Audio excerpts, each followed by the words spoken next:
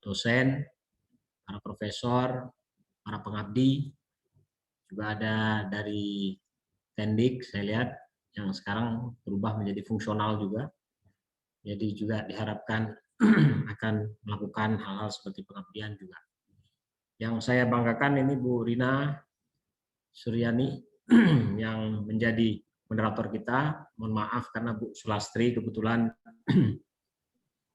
harus menyampaikan paparan di MPA. Jadi terima kasih Bu Rina bersedia nantikan Bu Sulastri. Bapak Ibu sekalian yang kami banggakan, terima kasih atas kehadirannya ini dalam waktu yang singkat, hari Jumat, kita melakukan suatu sosialisasi program baru.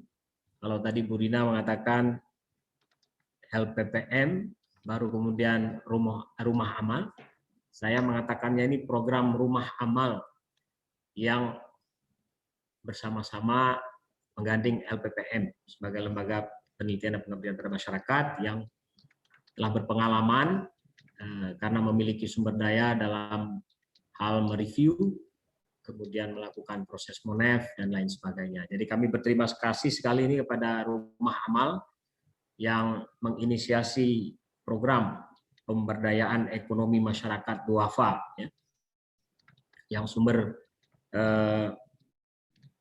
daya dari program ini tentunya kita tahu Rumah Amal adalah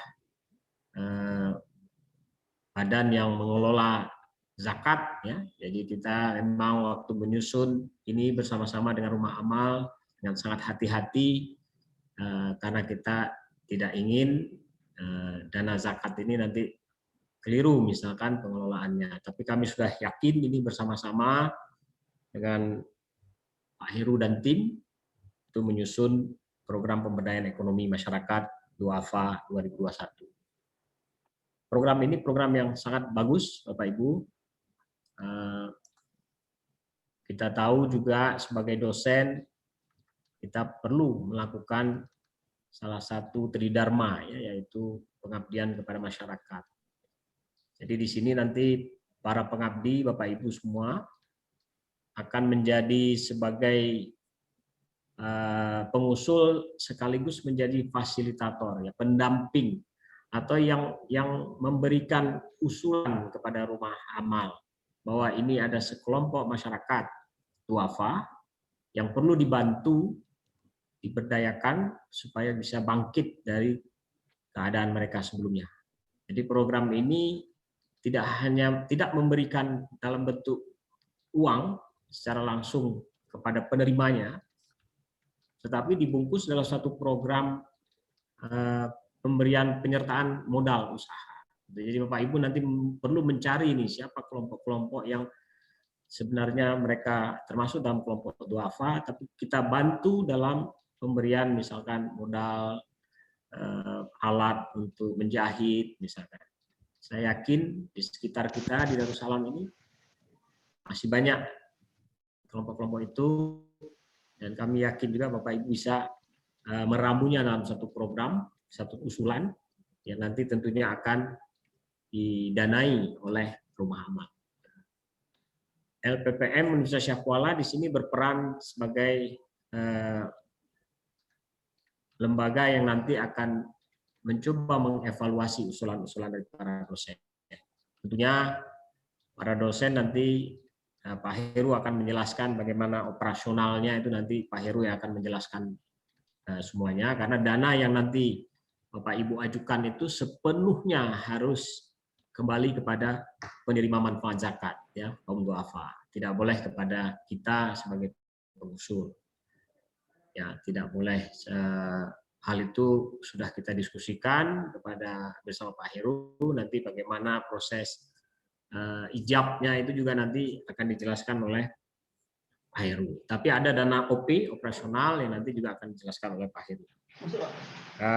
Kami berharap banyak dari kita di Universitas Syah Kuala yang mengajukan ini.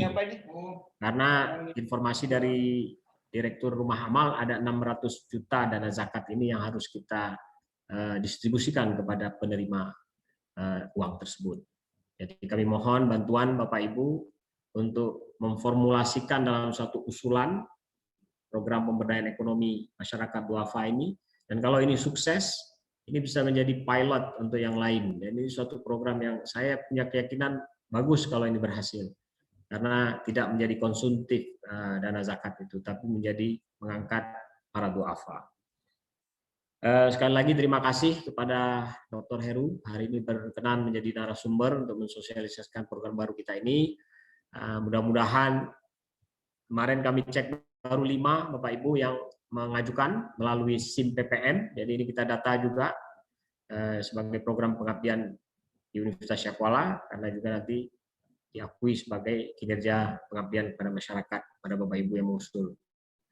Terima kasih Pak Heru, Bapak Ibu sekalian yang berhadir.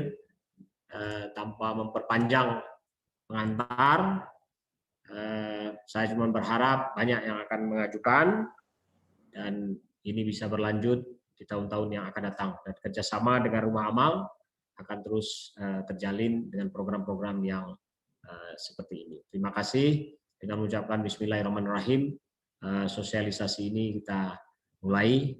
Semoga bermanfaat. Billahi taufiq wal hidayah. Assalamualaikum warahmatullahi wabarakatuh. Wassalamualaikum. Waalaikumsalam warahmatullahi wabarakatuh.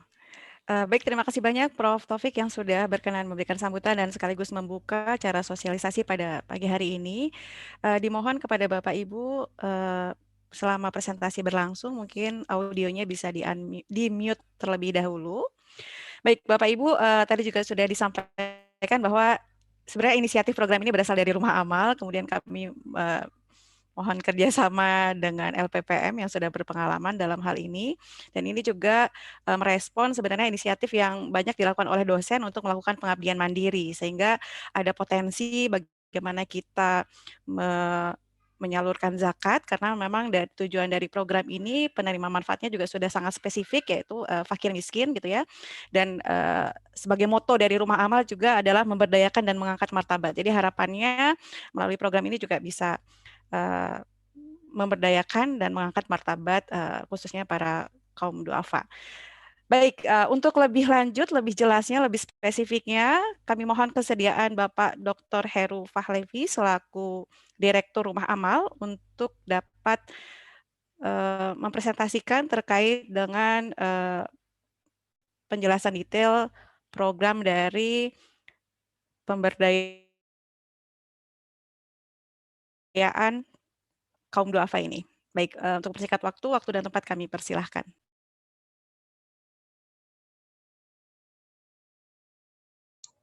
Baik, Assalamualaikum warahmatullahi wabarakatuh. Waalaikumsalam warahmatullahi wabarakatuh. Alhamdulillahirabbil alamin, wassalatu wassalamu ala asyrafil anbiya'i wal mursalin wa ala alihi washabihi ajmain. Puji dan syukur kita semua atas kehadirannya yang sudah memberikan kita kenikmatan iman, Islam, kesehatan sehingga bisa berkumpul walaupun secara online ya di hari ini, di hari berkah ini, hari Jumat. Mudah-mudahan menjadi pertanda bahwasanya apa yang kita lakukan ini merupakan sebuah kegiatan amal sesuai dengan nama organisasinya Rumah Amal ya. Salawat dan salam kepada baginda Rasulullah Shallallahu Alaihi Wasallam dan para sahabat. Bapak dan Ibu peserta sosialisasi P2 IMD yang saya hormati, pertama-tama saya ingin mengucapkan penghargaan dan juga terima kasih saya kepada Ketua LPPM, Prof. Taufik, yang sudah sangat mendukung acara ini, kegiatan kita ini. Kemudian juga kepada tim-tim Rumah Amal, khususnya Ibu Dr. Rina Suryani Oktari. Nggak boleh dipanggil dokter ya, Bu? Sebenarnya ini ide dari program, dari divisi program, dan kebetulan ketua divisi programnya Pak Taufik, Ibu Okta, Ibu Rina Suryani Oktari, ya, menggandeng, bagaimana kalau kita menggandeng LPPM, ya. Saya sangat sepakat. Kemudian alhamdulillah hari ini terwujud dan mudah-mudahan dampaknya sesuai dengan yang kita harapkan.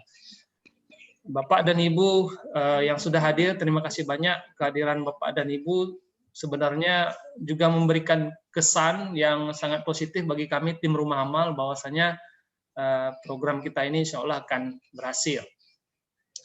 Saya akan menjelaskan secara umum, setelah itu kita bisa tanya jawab. Ini program baru, sangat terbuka untuk diberikan masukan untuk perbaikan Bapak dan Ibu. Sebentar, saya setting dulu.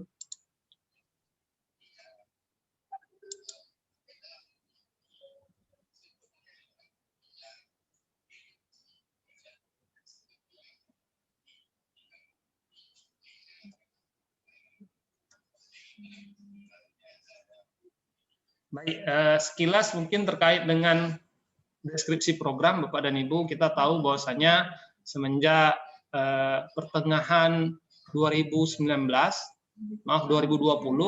Rumah Amal Universitas Syah Kuala itu diberikan amanah untuk mengelola zakat dari Bapak dan Ibu sekalian, dari staf dan dosen Rumah Amal Unsiah, zakat dari Remun dan juga zakat dari Serdos.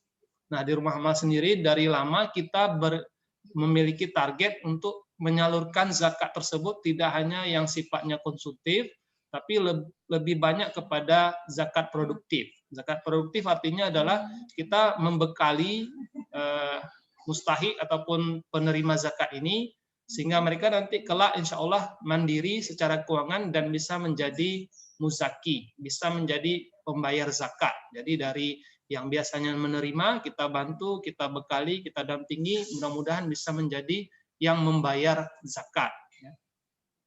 Nah, dalam program ini bentuknya adalah kita memberikan dua hal, setidaknya dua hal. Yang pertama modal usaha, dan yang kedua pendampingan.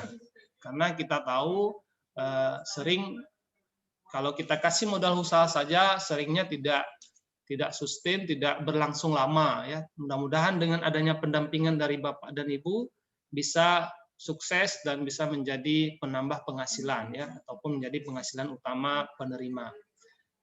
Yang rencananya maksimal bantuan modal usaha yang akan kita berikan itu 35 juta satu proposal, dan timnya bisa dilaksanakan oleh lebih dari satu orang, sama seperti pengabdian di LPPM lainnya, sama pada dasarnya. Kemudian kita mencoba membatasi setiap proposal itu, orang yang dibantu, masyarakat miskin dan fakir, itu 5-7 orang. Karena menurut kita, kalau terlalu sedikit, pendampingannya menjadi kurang efisien. Kalau mungkin ada 5 orang, sekali pendampingan akan lebih efisien daripada 1 orang. Nah, ini argumentasinya, tapi nanti kita bisa diskusi lagi. Bisa saja susah ya mencari orang yang tepat bagi sebagian orang. Nah, nanti kita bisa diskusikan lagi. Kemudian asnaf ataupun penerima program ini Bapak dan Ibu dari asnaf ataupun golongan fakir ya, fakir dan miskin. Fakir itu sesuai dengan pedoman di Rumah Amal, orang yang sangat buruk keadaan ekonominya, tidak memiliki pekerjaan dan penghasilan tetap serta tidak memiliki alat untuk atau kemampuan untuk bekerja. Jadi mereka betul-betul dalam istilahnya pengangguran ya, pengangguran miskin, sudah miskin tidak punya kerja. Sedangkan yang miskin adalah orang yang memiliki kemampuan untuk mendapatkan biaya hidup namun tidak mencukupi. Mereka punya penghasilan tapi tidak cukup. Dari pengalaman kami lebih mudah mencari yang miskin ini, yang punya pekerjaan tapi pekerjaannya tidak, kebutuhannya tidak ditutupi, tidak dapat ditutupi oleh penghasilan. Di Rumah Amal kita pakai standar BPS, di mana yang dimaksud dengan penduduk miskin itu adalah yang di bawah, yang penghasilannya per kapita Rp425.250. Jadi misalnya ada satu orang penghasilannya 2 juta, tapi dia punya tanggungan 10 orang, maka bisa saja orang tersebut masuk dalam golongan orang miskin. Karena ketika dibagi dengan tanggungan, per kapitanya menjadi kurang dari 425.000. Sedangkan fakir itu yang memang tidak ada penghasilan tetap, dan kalaupun ada penghasilannya itu tidak banyak. Nah, kira-kira kriterianya seperti itu. Nanti akan ada tim verifikasi dari rumah amal yang akan melakukan cek kelayakan dari penerima ini, dari calon penerima. Bapak dan Ibu yang kami hormati, seperti yang disampaikan tadi, sumber dana dari kegiatan ini adalah dana zakat. Sesuai dengan prinsip kita di rumah amal, kita sangat menjunjung prinsip kemitraan dan juga partisipasi, kemitraan dengan lembaga-lembaga yang sudah profesional, established, dan juga partisipasi dari pembayar zakat. Jadi Bapak dan Ibu, ini sebenarnya zakat kita. Kita coba kelola bersama ya, sesuai dengan pedoman syariah. Kemudian keunikan lain ataupun keuntungan lain dari program ini adalah pelaporan keuangannya relatif lebih sederhana karena ini tidak menggunakan uang negara, tapi uang dari zakat yang kita kumpulkan, maka tidak terlalu rumit. Kemudian jangka waktu pelaksanaannya juga relatif lebih panjang dan outputnya tidak terlalu rumit menurut kami dan tidak perlu publikasi. Tapi kalau ada yang mau publikasi, alhamdulillah sangat bagus ya, tapi tidak wajib. Kemudian juga ini mudah-mudahan menjadi amal kita dalam khususnya dalam menyelesaikan ataupun membantu masyarakat miskin. Ya, jadi ini targetnya amal juga. Jadi tidak hanya dari segi juga insya Allah dari amal, ya, amal kebaikan kita membantu saudara-saudara kita yang kekurangan. Dari segi jadwal pelaksanaan sudah mulai sekarang 12 sampai 26 proposal dan kemungkinan nanti ada perpanjangan. Kemudian setelah itu tahap kedua ada review dan seleksi proposal sama seperti biasa di LPPM. Nah, ini LPPM yang akan melakukan seleksi dan review. Kemudian ada setelah dinilai, nanti ada pleno LPPM dengan rumah amal. Kemudian setelah itu sebelum diumumkan, nanti rumah amal akan melakukan verifikasi. Jadi tim rumah amal akan mendatangi lokasi-lokasi yang diusulkan di proposal untuk bertemu dengan geciknya, bertemu dengan calon penerima untuk mengklarifikasi, memverifikasi apakah calon penerima ini masuk ke dalam kategori miskin atau fakir. Jadi, sudah ada prosedurnya di rumah amal, kita sudah sering melakukan ini, jadi insya Allah tidak ada kendala. Setelah itu diumumkan 8 Juni insya Allah oleh LPPM, kemudian penandatanganan kontrak dengan rumah amal dan antara rumah amal dengan pengusul. Jadi biasanya kita ke LPPM ini Bapak dan Ibu kalau tanda tangan kontrak ke rumah amal ya. Nah, di sini nanti kita tanda tangan kontrak, di situ akan tertulis berapa besaran dana yang akan disalurkan. Kemudian pelaksanaannya dari 21 Juni sampai 1 Oktober 2021. Nah, ada keunikan lain seminggu atau 2 minggu setelah pelaksanaan program ini. Jadi dalam periode pelaksanaan program pada 2 ataupun 10 hari pertama itu nanti tim rumah amal akan mengunjungi lokasi untuk melihat proses penyerahan bantuan. Misalnya Bapak dosen pengabdi atau pendamping mau buat pelatihan menjahit. Nah, nanti dibeli mesin jahitnya mungkin 5 unit atau 7 unit. Nah, sebelum mulai nanti rumah amal dipanggil, diundang untuk datang serah terima di depan geci misalnya penyerahan mesin jahit tersebut kepada bukan calon lagi ya, kepada penerima, kepada masyarakat miskin. Itu nanti di awal-awal implementasi program. Nah, setelah itu programnya berjalan, Bapak dan Ibu mendampingi penerima sesuai dengan usahanya masing-masing. Nanti kita datang lagi dari rumah amal dan LPPM datang lagi mengunjungi melihat progres, ya. Berapa progresnya, mungkin ada yang 30%, ada yang 50% dan sebagainya. Nanti kita berikan saran dari apa yang kita lihat kita akan berikan saran supaya progresnya tercapai 100%. Kemudian yang terakhir, pengumpulan luaran dan laporan akhir ke rumah amal dan mengunggah soft copy luaran dan laporan akhir ke SIM PPM paling lambat 15 Oktober. Nanti luarannya itu adalah video ya, video ataupun press release dari media elektronik, jadi tidak terlalu rumit. Seleksi proposal dilakukan oleh LPPM USK.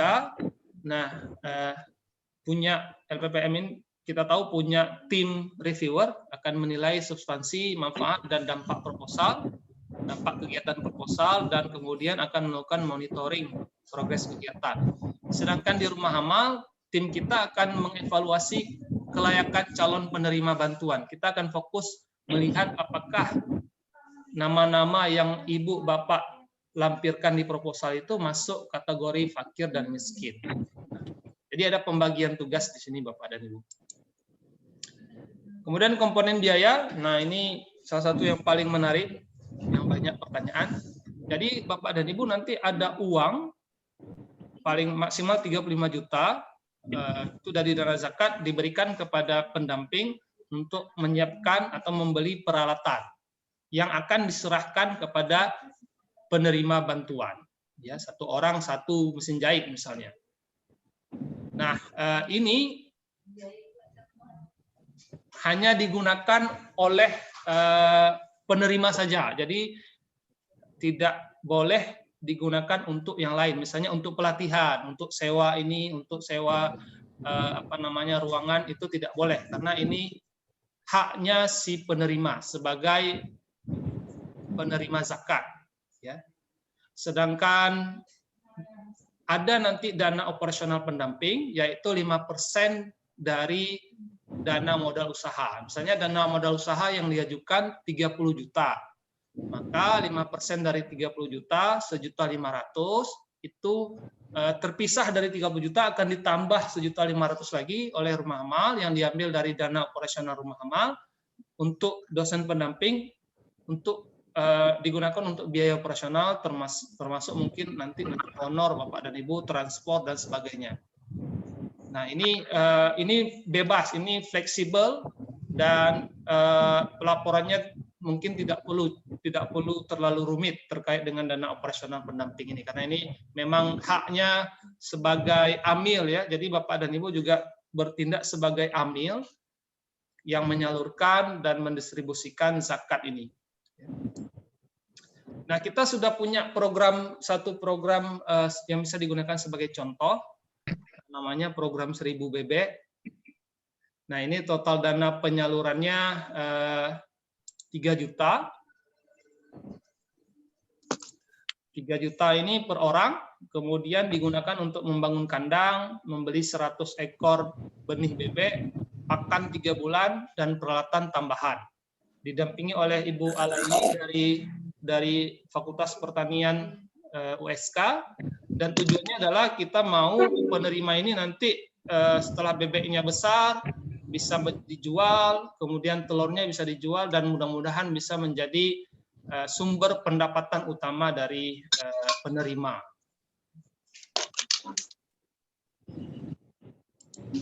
Nah, ini beberapa dokumentasinya. Jadi menyerahkan benih bebek.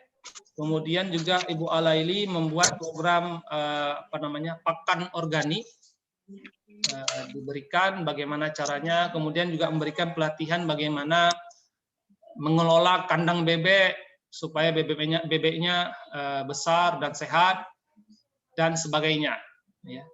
Nah, usaha-usaha opsional yang mungkin bisa diajukan tidak hanya yang konvensional seperti ini, Bapak dan Ibu.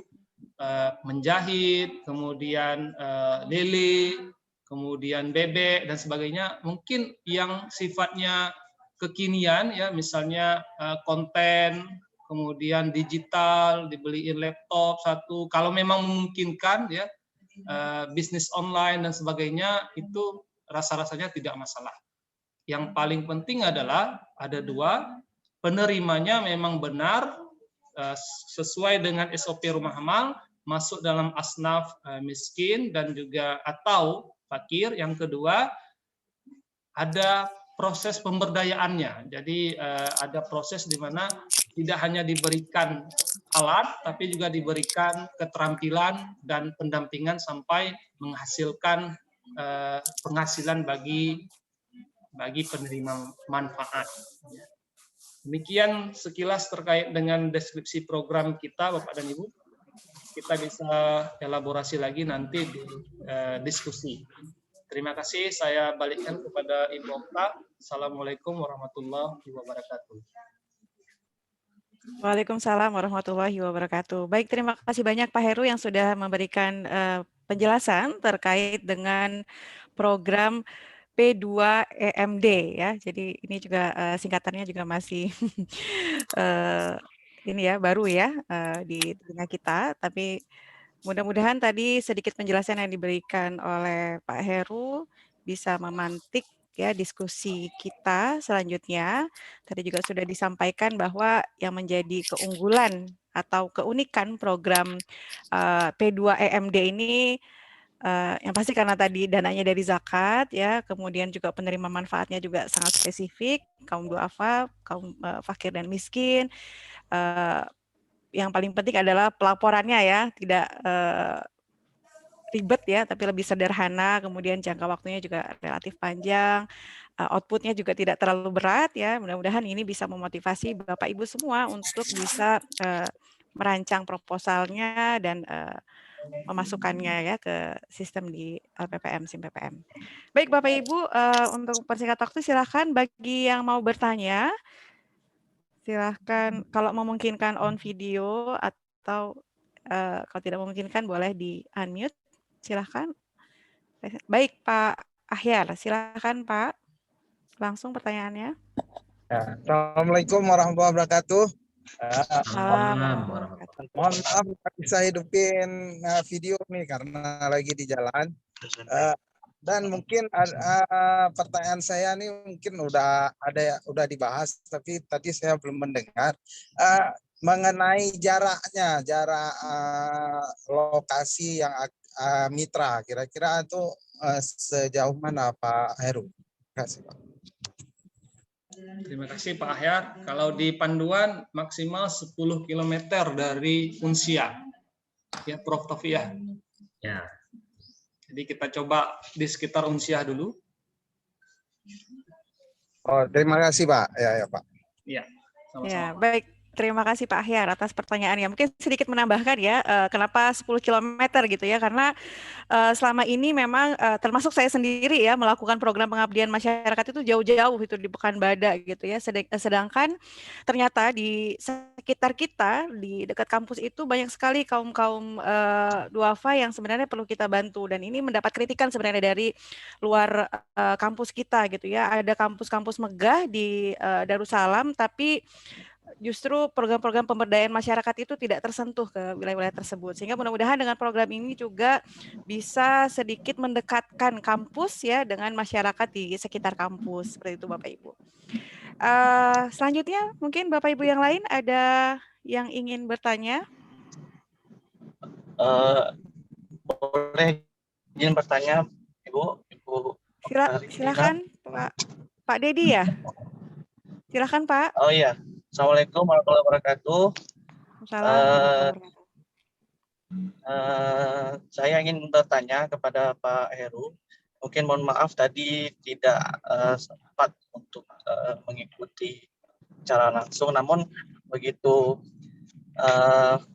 pengumuman ini dikeluarkan, kami dan tim sudah memulai sebenarnya untuk melakukan pencarian target penerima.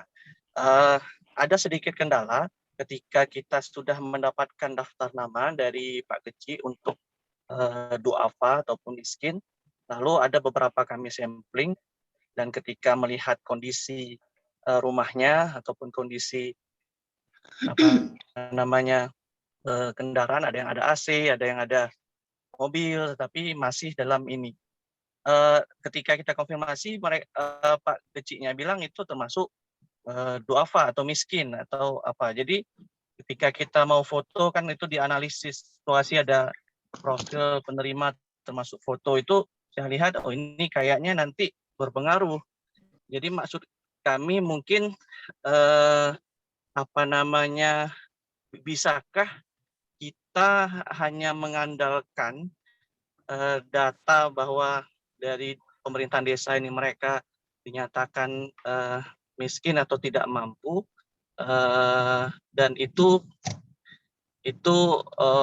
walaupun mungkin kondisi rumah ataupun fasilitas mereka miliki itu katakanlah mungkin cukuplah, tidak terlalu ini. Itu apakah masuk dalam penilaian nanti atau gimana itu? Mungkin itu Pak Heru sedikit. Kemudian yang kedua, berarti yang nanti akan disalurkan adalah barang ya Pak ya, artinya bukan bentuk uang cash ya atau uang tunai. Begitu saja pertanyaan dari saya. Assalamualaikum warahmatullahi wabarakatuh. Assalamualaikum warahmatullahi wabarakatuh. Baik Pak Dedi, pewawancara rumah amal, jadi sudah tahulah bagaimana rumitnya kita menentukan apakah dia itu penerima atau tidak ya. Nah, saya mengerti. Menurut saya, nanti bisa minta tolong Pak Taufik memberikan masukan. Menurut saya pribadi, sebaiknya kita berpegang kepada surat Gecik. Kalau Gecik sudah mengatakan mereka masuk duafa, apalagi mereka memang penerima zakat fitrah misalnya, kan nggak mungkin kita tanya lagi ya. Nah, nanti Pak Gecik tulis namanya siapa, dan mungkin opsional ya. Kalau kita mau membantu 7 orang, jangan 7 orang dimasukkan, tapi 10 orang. Jadi nanti ketika rumah amal verifikasi, dari 10 itu pas lolos 7, maka cukup dengan apa yang kita maukan. Tapi kalau kita ajukan 7, ketika diverifikasi sama tim rumah amal, ternyata 5, nah nanti kan harus ada perubahan lagi dari segi anggaran dan programnya. Ya, jadi mungkin bisa diajukan, Geciknya dulu yang tahu, masyarakatnya belum tahu, ya. Nanti rumah amal yang melakukan verifikasi Bapak dan Ibu. Dan ada opsi, kami juga membuka wacana, kalaupun nanti ketika sudah diverifikasi, ada 3 orang yang tidak masuk kategori miskin dan fakir, walaupun dari surat Gecik, dari rumah amal mengatakan tidak masuk, maka nanti bisa diganti dengan orang lain yang di desa tersebut, ya, untuk mencukupi target penerima yang Bapak usul, ya, Bapak dan Ibu usul. Dan yang kedua, kenapa dalam bentuk barang? Supaya standar, ya, yang tahu itu kan dosen pendamping, apa alatnya, bagaimana speknya dan sebagainya. Kalau kita serahkan uang nanti dibeli satu merek A, satu merek B, satu kapasitasnya segini, yang lain beda. Nah, makanya kita serahkan dalam bentuk barang. Ya. Dan itu juga akan memudahkan penerima, Bapak dan Ibu. Nah, mungkin itu saja jawaban saya. Mungkin ada tambahan dari Prof. Taufik terkait masalah ini. Terima kasih Pak Heru. Tapi tadi pernyataan misalkan ada fakir punya mobil AC itu memang ada agak questionable juga ya. Kalau bisa ya para pengusul mungkin walaupun disampaikan oleh Pak Kecik itu adalah penerima, kita bisa merasakan tidak sesuai ya jangan dimasukkan sebagai penerima. Ya karena kalau dia punya mobil kemudian punya AC itu hampir rumahnya juga lumayan itu biaya per bulannya. Jadi kita lakukanlah seleksi secara secara kasat mata. Kalau memang seperti itu mungkin tidak diikutkan. Tapi seperti yang di video tadi itu terlihat jelas memang para pihak yang perlu dibantu ya, yang 1000 bebek tadi itu luar biasa programnya, bisa menjadi acuan dan contoh untuk program ini. Itu saja Pak Heru, tambahan sedikit. Ya, baik. Terima kasih banyak Pak Heru dan mohon Prof. Taufik. izin Pak Heru. Oh iya, silakan. Ada lagi case di lapangan juga kita temukan. Rupanya katakanlah daftar penerima yang dari kecil ini ibunya janda, memang susah tinggal sendiri, tetapi anak-anaknya mungkin ada yang berhasil, artinya ada yang mampu memenuhi. Makanya desa itu masih memasukkan ibu itu. Ada anaknya yang tinggal serumah, ada yang memang dia tidak tinggal serumah. Itu sempat kami tanyakan kenapa kok bisa masuk. Jadi ibunya itu sendiri dianggap fakir, tapi walaupun anaknya itu ada yang mungkin katakanlah berkecukupan, jadi dimasukkan ke dalam kategori itu. Terima kasih. Baik, menurut saya kita turut saja dengan Geci. Saya yakin Geci punya pertimbangan Bapak dan Ibu, dan juga punya penasehat kenapa memasukkan beliau. Dan yang kedua, ditulis saja apa yang sesuai dengan Geci, ataupun kalau Bapak dan Ibu mau seleksi lagi boleh, tapi nanti kita seleksi di rumah amal. Jadi kita ringankan tugas Bapak dan Ibu. Tim rumah amal siap melakukan verifikasi, dan memang dia kasus per kasus. Pengalaman kami, kalau kami bingung, kami bisa langsung konsultasi dengan Dewan Syariah. Nanti tidak bisa satu kasus ada yang ada 2 rumah, dua-dua punya AC, satu dapat, satu enggak. Nah, kadangkala ada faktor lain yang kita pun mungkin tidak detail taunya, dan nanti kita ada Dewan Syariah yang membantu kita untuk mengklasifikasinya. Demikian Bapak dan Ibu. Pak Dedi. Baik, terima kasih banyak Pak Heru, Prof. Taufik tadi juga tambahannya. Tadi juga mungkin Pak Dedi sempat menanyakan bagaimana kriteria penilaiannya ya. Mungkin nanti Bapak Ibu silahkan dilihat kembali panduannya. Di situ sudah jelas dipaparkan semuanya, termasuk nanti komponen penilaian proposalnya. Nanti termasuk yang tadi informasi mengenai calon penerima manfaat itu bisa dijelaskan lebih detail di proposal, karena memang komponen yang paling besar penilaiannya itu ada di permasalahan prioritas penerima manfaat gitu. Jadi bisa dijelaskan lebih rinci karena komponennya 35%, dan nanti ada analisis situasi ya, kondisi penerima manfaatnya saat ini, persoalan umum yang dihadapi itu juga 30%. Jadi silakan dilihat di panduan ya Bapak Ibu sekalian. Baik, selanjutnya ada yang ingin bertanya, Pak Teguh Muhriza. Silakan Pak. Ya. Baik, terima kasih. Assalamualaikum warahmatullahi wabarakatuh. Assalamualaikum warahmatullahi wabarakatuh. Terima kasih kepada Rumah Amal dan LPPM yang telah menjalankan kegiatan ini.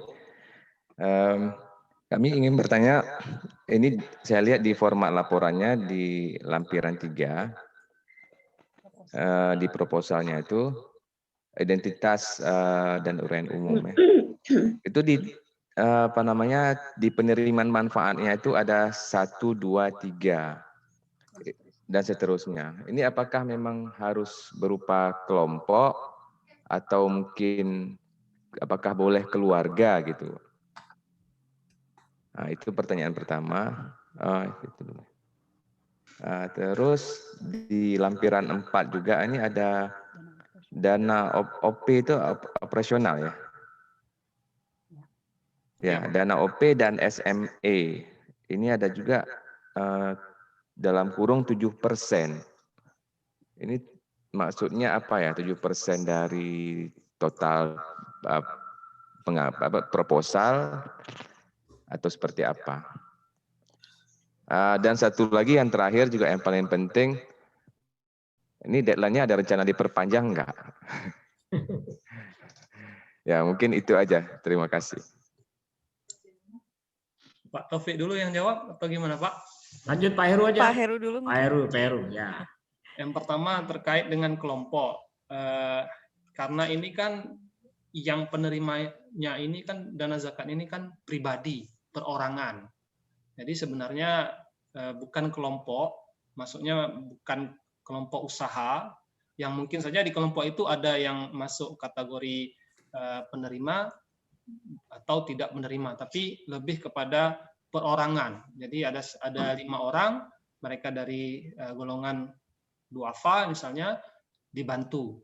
Kalau dia satu rumah semuanya duafa boleh, tapi kalau satu rumah mungkin abangnya kaya, adiknya tidak kaya, mungkin adiknya saja yang dibantu, abangnya yang kaya tidak. Jadi memang harus hati-hati di sini. Dan nanti itu tugasnya rumah amal Bapak dan Ibu.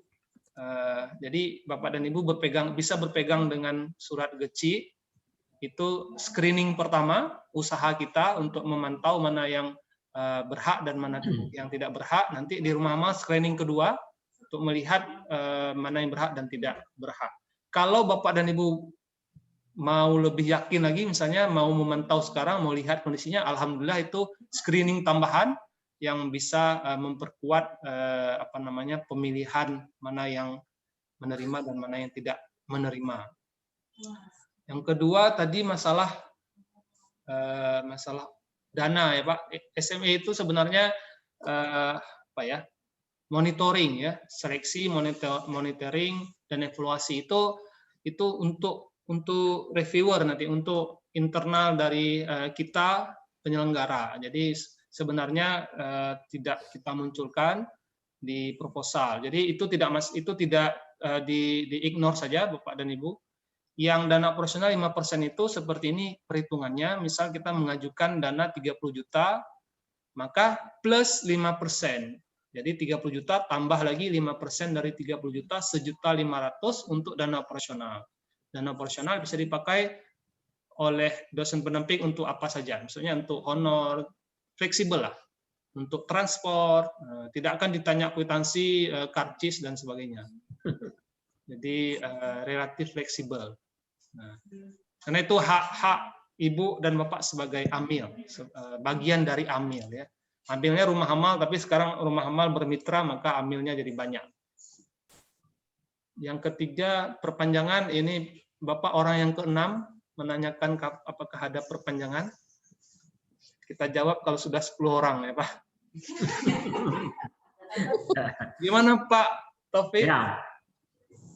Pak Heru, pertanyaan yang ke-10 itu pertanyaan ke-10 terlalu lama. Tapi kita lihat aja dari ini tadi Pak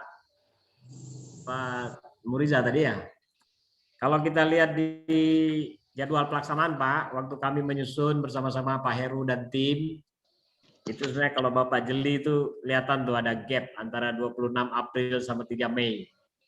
Ya, jadi sebenarnya kita juga menyediakan waktu untuk perpanjangan seperti itu ya. Tapi ini belum diputuskan, kita masih patokan 26 dulu. Nanti kalau memang masih ini kita intinya kan kita ingin dana zakat ini terdistribusi dengan baik pada beneficiary yang tepat atas bantuan Bapak Ibu semua. Jadi insya Allah kalau masih perlu diperpanjang nanti kita diskusi dengan Pak Heru.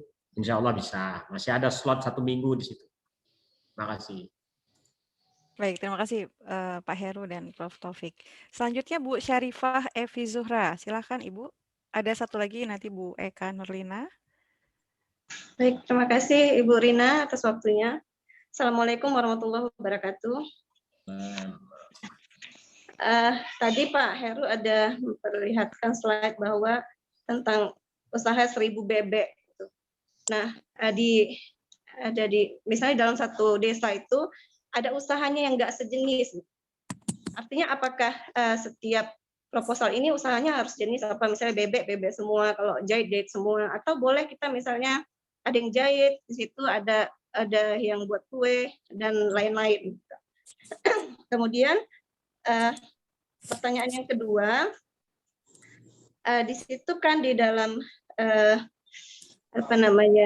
ketika dibaca itu penerima manfaat itu 5 sampai 7 orang di panduan.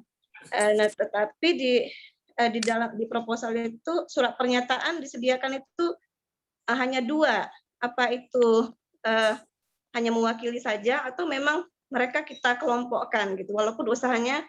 Nah, itu pertanyaan pertama dulu yang harus dijawab, apakah usahanya boleh berbeda-beda ataukah harus sama gitu ya. Nah, kemudian pertanyaan yang ketiga Pak,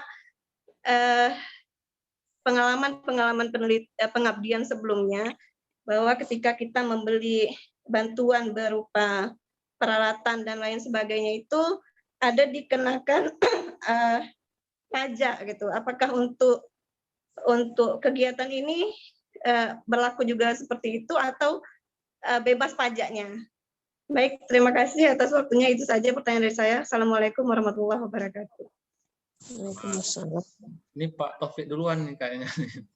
Yang lebih Yang paham. mana ini yang saya harus jawab?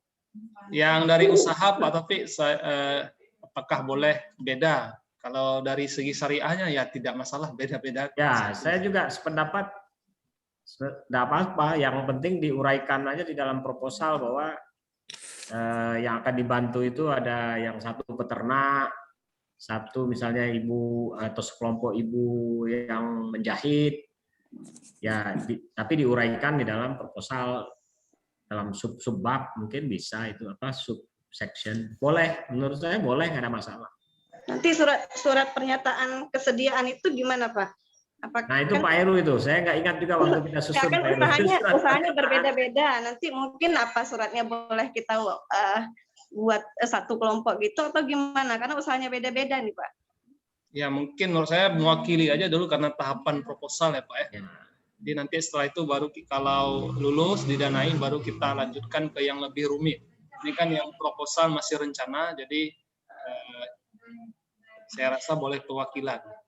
Mungkin ada opsi kedua tadi Ibu, kalau memang ada situ penjahit, di situ ada apa namanya mau usaha lain, mungkin dipecah saja proposalnya, diajak yang lain untuk penjahit. Yang Ibu fokus ke yang lain gitu. Tapi nanti saling satu jadi anggota, satu jadi ketua misalnya. Karena enggak, maksudnya gini Pak. Di sini kan ada 5 macam usaha yang berbeda gitu, dari 5 orang 2 apa yang diambil, usahanya beda-beda gitu Pak Heru. Nah, itu gimana tuh? Tidak, menurut saya tidak masalah Ibu, cuma nanti mungkin Ibu agak repot karena harus mendampingi 5 usaha yang berbeda. Nah, ya itu dia. Karena nanti kan pembelian perlengkapan itu kan juga nanti karena beda usaha, beda-beda nanti speknya pasti beda-beda. Seperti Pak Heru bilang tadi kan maunya speknya tuh sama gitu kan. Maksudnya kalau mesin jahit sama-sama mereknya sama, jangan nanti satu orang cemburu gara-gara mereknya Cina misalnya tempat lain.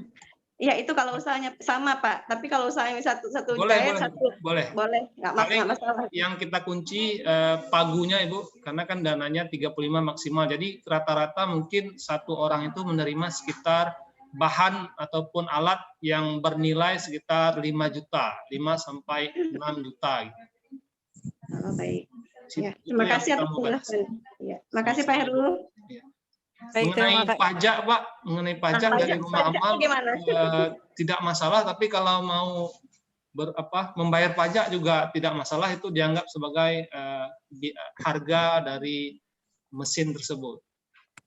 Nanti kebanyakan pajaknya enggak Pak? Kebanyakan untuk pajak dibandingkan yang dibeli. Kalau prinsip akuntansi Bu, yang penting biaya semua biaya sampai barang tersebut tersalurkan itu masuk sebagai biaya dari barang tersebut, harganya.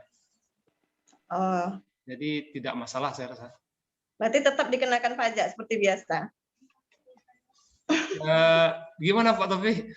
Tapi kalau misalnya Ibu beli karena ini kita tidak melaporkan dalam bentuk misalnya Ibu beli mesin gitu kan, waktu Ibu beli bayar mesin itu di toko itu ya kalau memang di situ sudah dikenakan pajak ya kita bayar sesuai harga itu.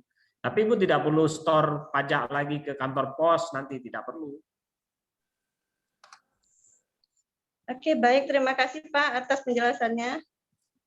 Baik, terima kasih banyak Prof dan Pak Heru dan Bu Syarifah juga. Mungkin saya sedikit menambahkan juga kalau boleh ya. Mungkin karena kita terbiasa memasukkan proposal ke LPPM ataupun ke Simliptapmas, karena memang selalu yang diminta itu adalah mitra, kelompok mitra, sehingga memang frame kita pengabdian itu harus menyasar mitra. Nah, program P2EMD ini dia menyasar individu, tadi sudah disampaikan juga oleh Pak Heru, sehingga memang ini menyasar rumah tangga sebenarnya, jadi tidak per kelompok. Tapi jika misalnya mungkin untuk memudahkan koordinasi, mungkin pendampingan, Ibu mau membuat kelompok silahkan, tapi tetap tadi diberikannya secara perorangan individu. Nah, terkait dengan tadi apakah boleh berbeda-beda, tadi juga sudah disampaikan oleh Pak Heru, itu juga tergantung ibunya nanti sanggup nggak mendampingi dengan jenis usaha yang berbeda-beda. Tapi mungkin kalau usahanya sama, mungkin pendampingan yang diberikan juga akan maksimal. Ibu akan bisa memberikan kan kita harapannya nih ilmu pengetahuan dan teknologi yang kita miliki itu bisa memberikan manfaat secara langsung juga kepada masyarakat gitu kan. Jadi dengan keilmuan kita gitu kan atau inovasi kita, nah ini kan harapannya juga bisa memberikan manfaat langsung dan itu juga ada sebenarnya komponen di proposal ya terkait dengan strategi yang akan kita lakukan.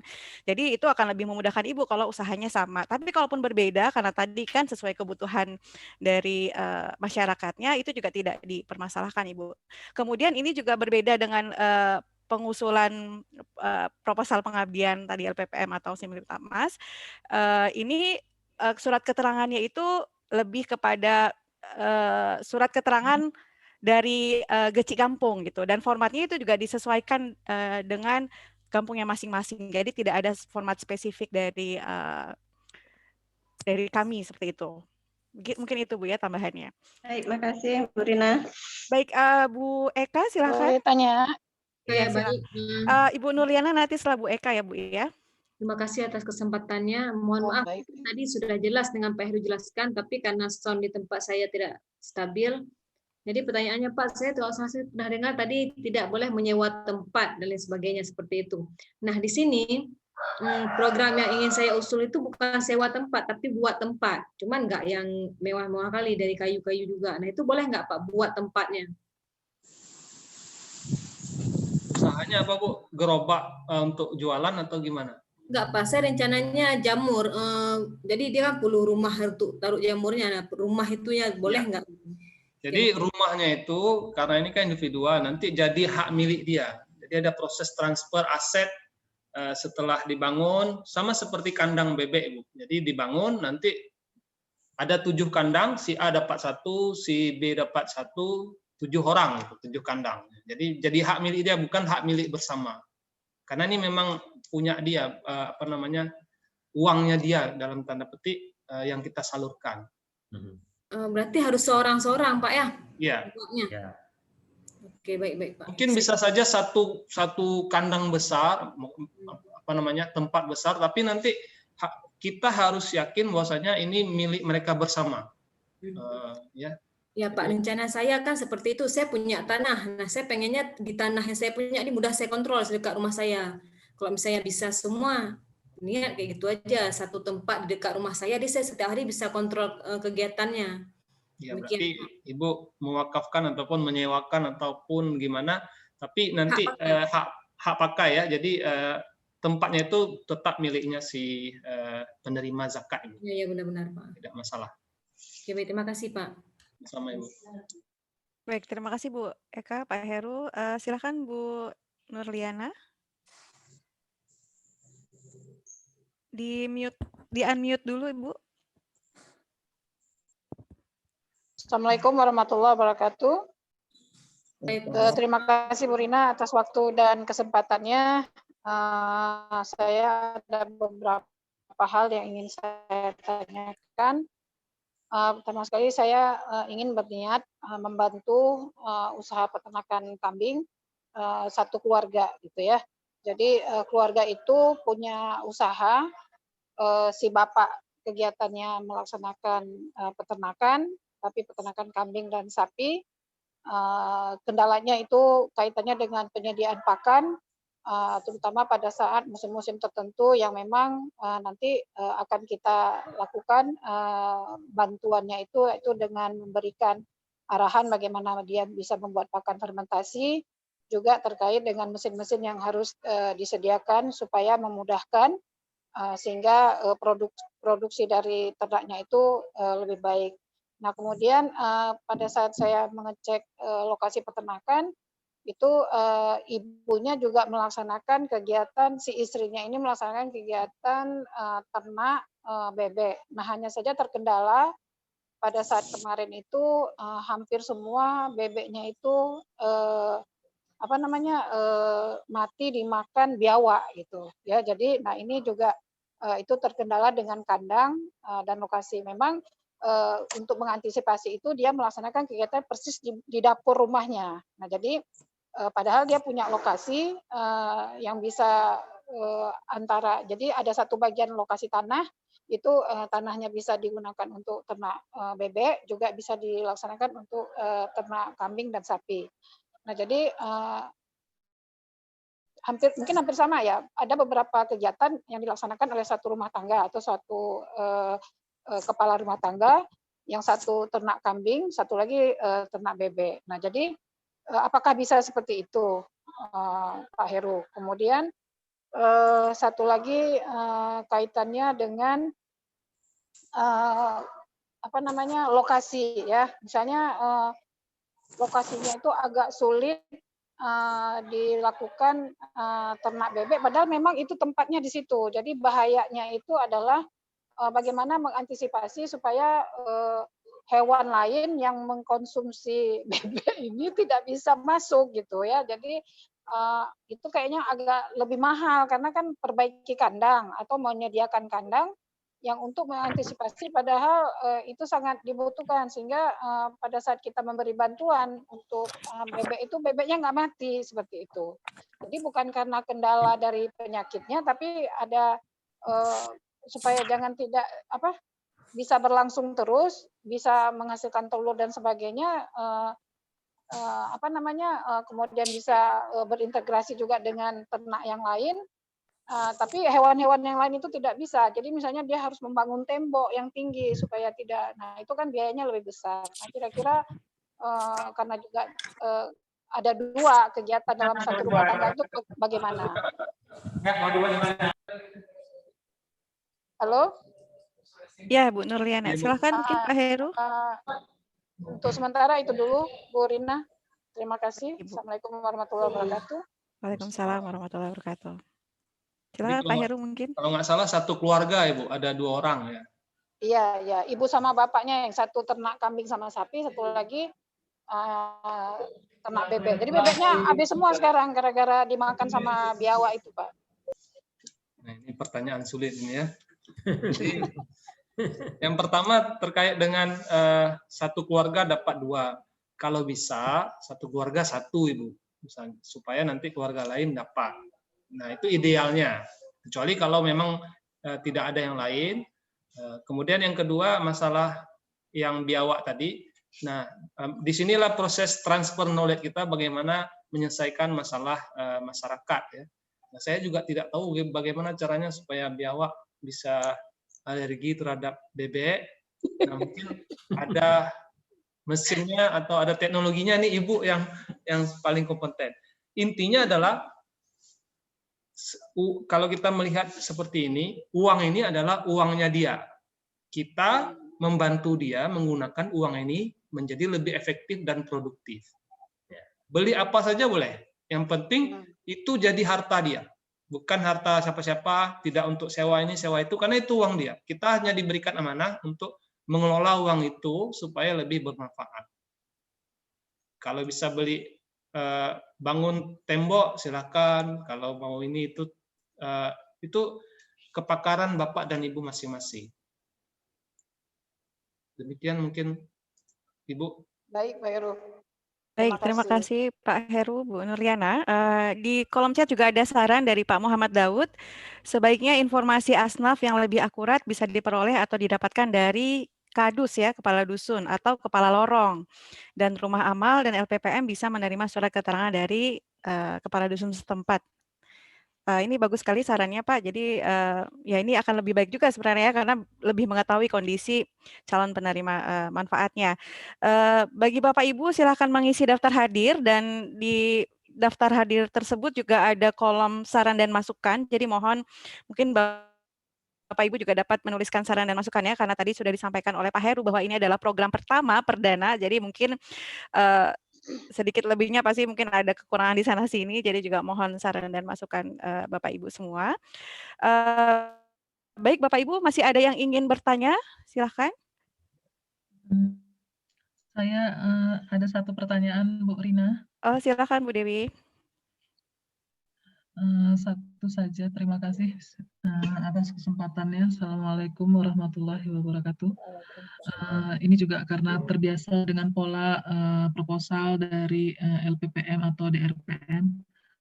Masalah keterkaitan dengan bidang ilmu, bidang ahli. Berarti untuk proposal yang kali ini nggak ada syarat untuk itu ya. Jadi misalnya ini karena saya ke pangan, Artinya kalau saya membuat pengabdiannya ini untuk membantu orangnya bukan dalam bidang pangan, tapi dalam bidang tadi yang jahit menjahit atau yang lainnya, itu berarti tidak masalah ya. Itu aja. Terima kasih.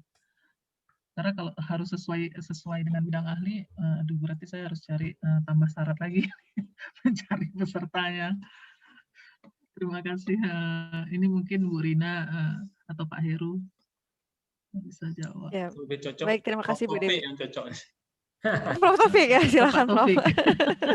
Ya, Bu Dewi, nggak ada itu apa syarat itu. Tadi seperti disampaikan oleh Pak Heru, ini kan kita Bapak Ibu sebagai perpanjangan tangannya rumah amal sebagai amil. Jadi ya tidak melihat background kita, tapi kita berharap haknya si penerima manfaat ini betul-betul tersampaikan, dibantu oleh kita yang dari kampus, sehingga betul-betul nanti hasilnya bisa produktif seperti itu. Jadi tidak ada melihat background kita ini, namanya pengabdian, betul keren nih programnya. Ya Bu Dewi, jadi no worries ya. Oke. Sebenarnya apa namanya, program seperti ini kita udah pernah kerjasama ya Pak Heru sebelum ini. Jadi waktu itu ada kegiatan waktu gempa di PD. Jadi memang saya ada sampaikan ke Pak Heru, maunya ketika kita ngasih sumbangan itu jangan hanya langsung, karena kebetulan waktu itu ada dana sumbangan juga dari alumni UK untuk menyalurkan. Jadi waktu itu memang saya sampaikan saya pribadi sebagai orang yang diamanahkan untuk menyalurkan dana sumbangan tersebut, maunya tidak murni 100% uang. Jadi ada kita kasih modal peralatan dan skill juga. Cuman sayangnya karena itu bukan kegiatan yang dikelola seperti ini, jadi kita jadi nggak punya ada kesempatan untuk kontrol. Saya mengharapkan sebenarnya kegiatan seperti ini kalau bisa nantinya berlanjut, jadi bisa kita kontrol, bisa tetap bukan kontrol ya, apa mungkin istilah tepatnya, bisa dipantau meskipun berkesinambungan gitu ya Bu Dewi ya. Ya, itu maksud saya Pak. Karena kan saya pribadi rasanya kalau sudah kita serahin alat, kami pernah punya pengalaman dulu waktu habis tsunami, juga sering sekali melakukan kegiatan seperti ini. Mungkin harus ada surat perjanjian juga disertakan kalau nanti seandainya sudah lulus dan penerima manfaatnya harus membuat surat pernyataan ya atau perjanjian, saya nggak ngerti terminologinya. Jadi intinya mereka tidak boleh menjual peralatan yang dikasih, karena konteks seperti itu udah sering Bu, Pak Heru. Kami ngasih peralatan, misalnya hari itu pelatihan pembuatan nata de coco itu atas bantuan BRR. Dari seluruh pelatihan di berbagai daerah, ujung-ujungnya tidak muncul juga satu industri nata de coco di Aceh ini. Jadi kan sangat disayangkan, yang ada justru peralatan yang kami kasih semuanya udah dijual-jualin ketika kita datang lagi. Jadi itu juga cukup mengecewakan. Mungkin bisa jadi bahan pertimbangan, mana tahu bisa jadi masukan kalau seandainya penerima manfaat juga harus bertanggung jawab terhadap modal peralatan yang kita berikan. Kalau enggak sama aja, nanti nggak tercapai juga. Memang dilematis, satu sisi kita mau itu dipakai terus, sisi lain mungkin yang penerima itu memang itu punyanya dia, kita juga tidak bisa larang. Apa yang bisa kita lakukan, ada saran dari tim rumah amal, nanti barangnya itu ditandai, misalnya ada tulisan zakat dari rumah amal. Jadi kalau dijual rasanya jadinya murah karena ada tulisan itu. Gitu.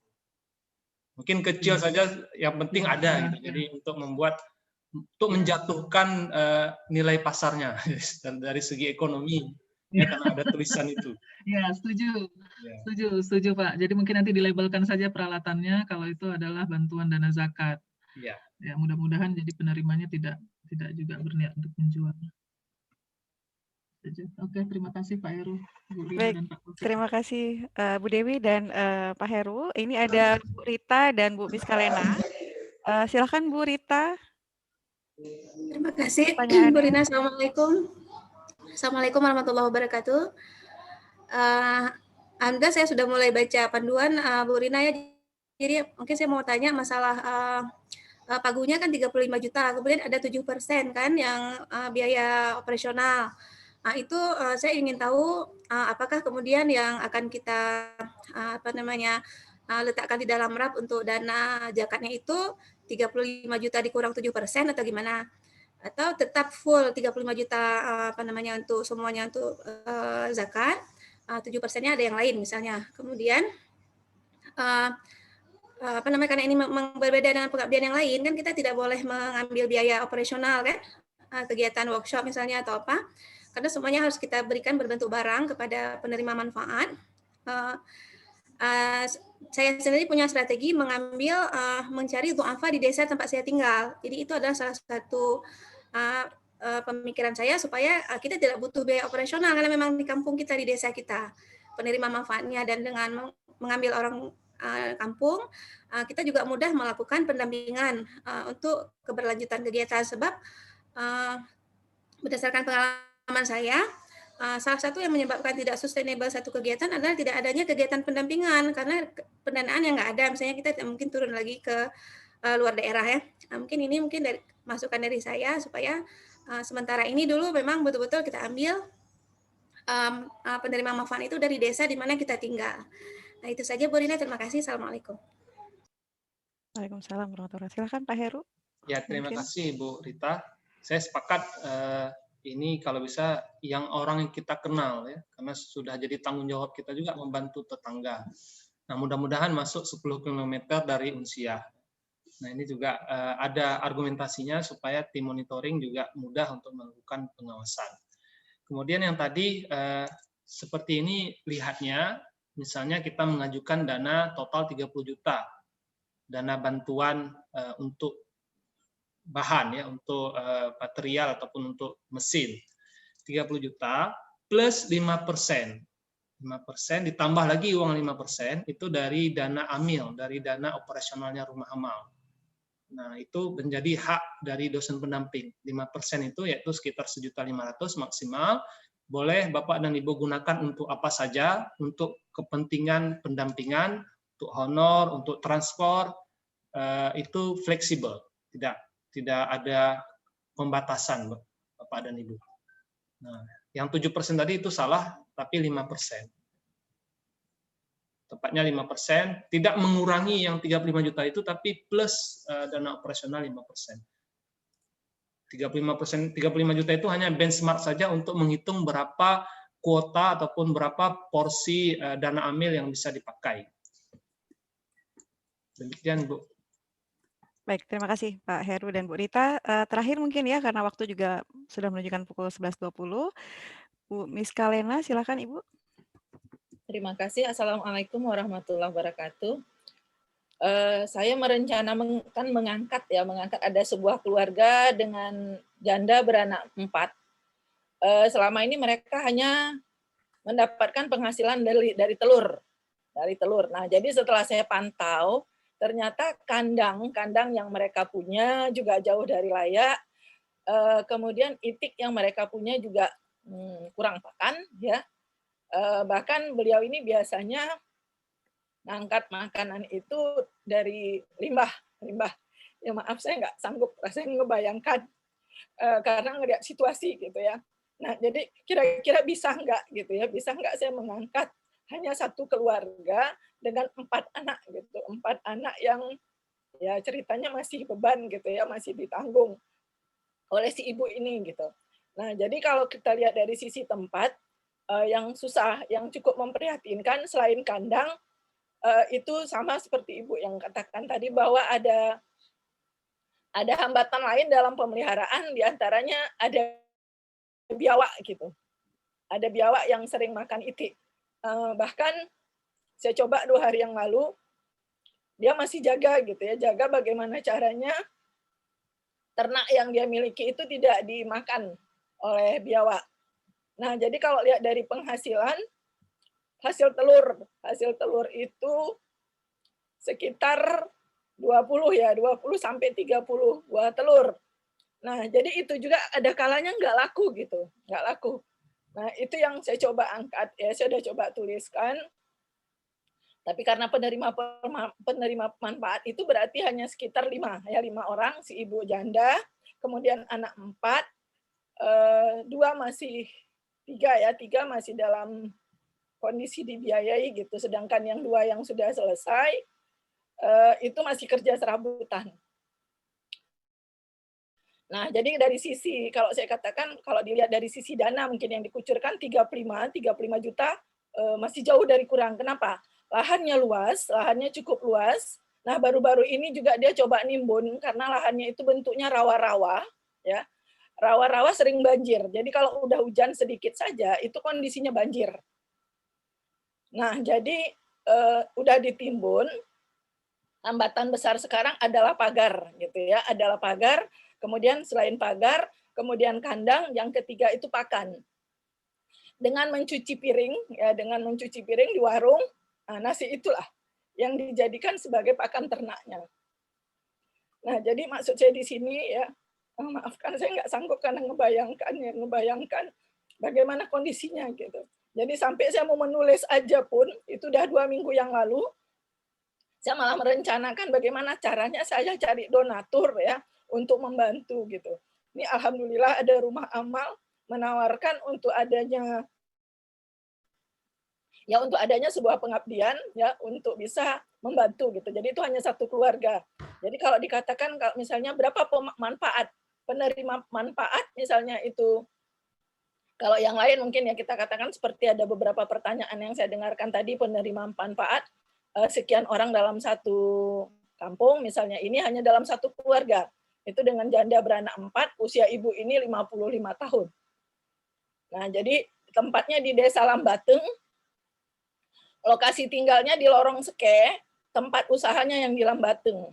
Jadi kalau tempat tinggal itu mungkin kalau kita lihat dari rumah tinggal, lumayan layak ya karena permanen, belum diplaster. Dalam bentuk bata tapi belum diplaster. Nah sementara hari-harinya itu di lahan peternakan yang ditinggalkan oleh suaminya 4 tahun yang lalu. Itu aja mungkin yang bisa saya tanyakan ya, kalau memang layak rasanya bantah saya akan usulkan gitu ya. Itu aja, cuman saya minta masukan.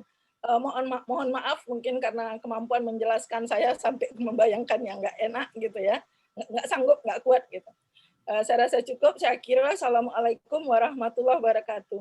Assalamualaikum warahmatullahi wabarakatuh. Langsung ya Bu. Ya silakan Ya, Pak Heru. terima kasih. Sebenarnya ini yang kita jumpai dan rasakan sebagai tim rumah amal, Bapak dan Ibu, melihat kondisi saudara-saudara kita sedih ya.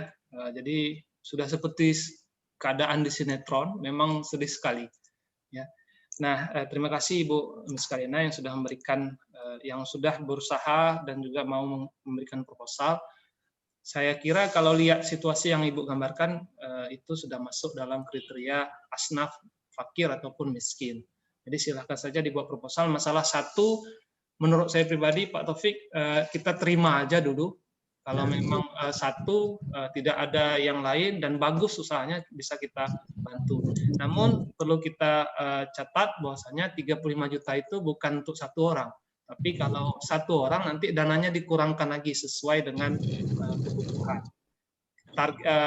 Rencana kita per orang itu sekitar 5-7 juta Ibu. Kalau 2 orang berarti dikali 2. Paling maksimal 7 orang, maka dikali 5 dapatnya 35. Jadi tidak 35. Kalau saya pribadi mungkin sudah bisa melihat bisnis lain karena risikonya dan tantangannya sangat tinggi. Mungkin ini kesempatan Ibu untuk mengenalkan bisnis lain. Mengajarkan apa yang bisa, yang lebih mudah, yang risikonya lebih kecil. Yang terakhir Ibu, rumah amal bukan ini saja programnya, alhamdulillah ada program lain dan mudah-mudahan ini menjadi sarana sosialisasi yang baik. Kita punya program lain Ibu, kita punya beasiswa, kita punya santunan yang bisa diajukan oleh staf dan dosen. Ya, ada namanya itu dosen bisa mengajukan si A dapat bantuan. Nah, Ibu nanti bisa mengajukan Ibu yang tadi untuk dapat bantuan dari rumah amal. Ya, walaupun bukan dari program ini. Nanti anaknya juga bisa Ibu ajukan, sampaikan ke rumah amal untuk dibantu, bisa. nanti ada namanya beasiswa Syahkuala 1 bulan 700.000, mungkin anaknya sudah sekolah ataupun sudah SMA, sudah di kampus, bisa Ibu ajukan. Ibu yang punya kesempatan untuk mengajukan tersebut. Jadi Bapak dan Ibu, beasiswa program Rumah Amal tidak ini saja. Kalau nanti nampak saudara-saudara kita yang layak dibantu, silakan hubungi Rumah Amal. Kita coba bantu kalau memang sesuai dengan kriteria dari Rumah Amal. Demikian Ibu. Ya Pak, saya juga termasuk pewawancara Rumah Amal kok Pak, ya Pak. Oh iya Ibu, maaf Ibu. Baik, terima kasih Pak Heru dan Bu Miska Lena. Tidak terasa kita sudah di penghujung acara pada hari ini, dan saya yakin dengan paparan dan diskusi yang telah berlangsung tadi, mudah-mudahan bisa memotivasi Bapak Ibu untuk memasukkan proposal, karena ini kesempatan kita untuk bisa lebih dekat dengan masyarakat, mengenal tetangga kita, ternyata ada yang kekurangan. Ya, silakan Pak Nanda. Boleh Pak. Assalamualaikum warahmatullahi wabarakatuh. Assalamualaikum warahmatullahi wabarakatuh. Tadi kan persoalan, saya dengar tadi persoalan bahwa ada misalnya mustahik yang satu keluarga dengan kebutuhan investasi sekian. Kan kita punya pagu kan 35. Sepertinya kita perlu juga melakukan identifikasi kebutuhan pendanaannya. Jadi tidak mesti 35 kalau menurut saya. Jadi bisa saja misalnya satu keluarga itu dia butuh hanya 20 misalnya. Sudah selesai persoalan yang dihadapinya. Sehingga kita tidak terpaku pada misalnya kelompok harus 7 orang itu. Itu menurut pandangan saya. Supaya kita bisa lebih fleksibel dalam mengaturnya. Jadi proposal masuk, sebaiknya ada tim yang ke lapangan melakukan survei untuk menghitung kelayakan berapa perlu dana investasi yang dibutuhkan oleh keluarga penerima. Terima kasih. Assalamualaikum warahmatullahi wabarakatuh. Assalamualaikum warahmatullahi wabarakatuh. Prof Taufik atau Pak Heru mau menanggapi? Pak Heru langsung, Pak Heru. Oh ya, silakan Pak Heru. Terima kasih Pak Alyasuddin. Nanti akan ada proses verifikasi terhadap usulan dari anggaran yang disampaikan. Tapi untuk awal ini Bapak, kita membatasi jumlah bantuan per orang itu sekitar 5-7 juta. Karena supaya lebih ramai yang dapat manfaatnya. Ke depan mungkin bisa kita naikkan sesuai dengan permintaan ataupun kebutuhan dari mustahik. Kali ini karena program pertama kita coba lebih banyak yang dapat, banyak yang mendapatkan kesempatan untuk dibantu Bapak. Jadi sekitar 5-7 kita bisa untuk beli mesin jahit, beli laptop second untuk yang digital ya, bisnis digital dan sebagainya. Oke. Baik, terima kasih Pak Heru dan Pak Alyasuddin. Ya, baik Bapak Ibu, jangan lupa mengisi daftar hadir. Tidak terasa kita harus menutup acara sosialisasi pada hari ini, tapi mungkin jika Bapak Ibu ingin ada yang dikonfirmasi ya, di verifikasi, silakan mungkin bisa menghubungi Rumah Amal. Dengan demikian kita tutup acara sosialisasi pada hari ini. Terima kasih banyak kepada Prof Taufik, Pak Heru, Bapak Ibu semua ya. Kami tunggu proposalnya. Kita tutup pertemuan hari ini dengan membaca hamdalah, alhamdulillahirabbil. Dan mungkin jika berkenan Bapak Ibu silahkan mengaktifkan videonya. Kita ambil dokumentasi. Ini ada 3 halaman di layar saya. Ya, saya ditahan dulu senyumnya.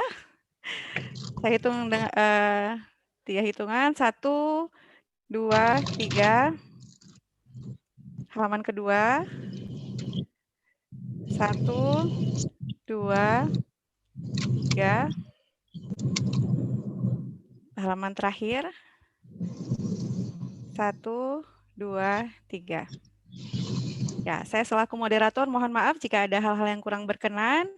Terima kasih sekali lagi. Wassalamualaikum warahmatullahi wabarakatuh. Waalaikumsalam. Terima kasih Bapak Ibu. Terima kasih Prof. Terima kasih Prof. Pak Heru boleh tanya-tanya lagi nggak setelah ini? Setelah masuk. Japri aja ya. Japri ya. Boleh Japri. Boleh Oke, lah. nanti saya minta nomor ya ke LPM ya. Iya. Oke, makasih. Ya. Assalamualaikum. Salam. Ampun Jamil, jangan lupa proposalnya, ampun.